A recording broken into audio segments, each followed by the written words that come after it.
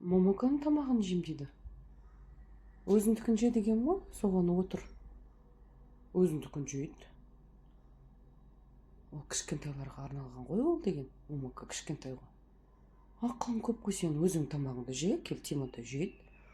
Ақылды сондай. Иә? Оны момока жейді оны. Иә ма? Тыңдап тұр, мен түсініп тұр өзі. Өзінікін жейді Тимоти, өте ақылды. Ана момоканыкін жейін деп жатқан ғой жердегі. Соған мына жаққа алып келіп қойғам. Жемей отыр енді қарап. Өзінің де бір мінезі бар, жоным сол. Ренжіп қалдың ба? Ренжіп қалдың ба? Ренжіме сен. Бұл сенің тамағың, ол оның тамағы.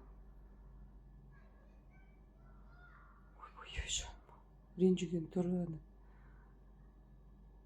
Жуына салды.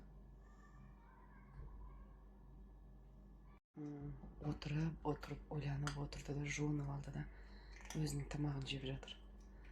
Ақылды ғой, ақылды, тфай-тфай.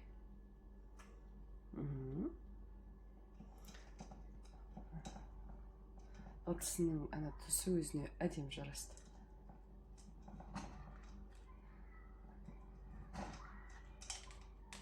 Шашпай төкпей же, иә?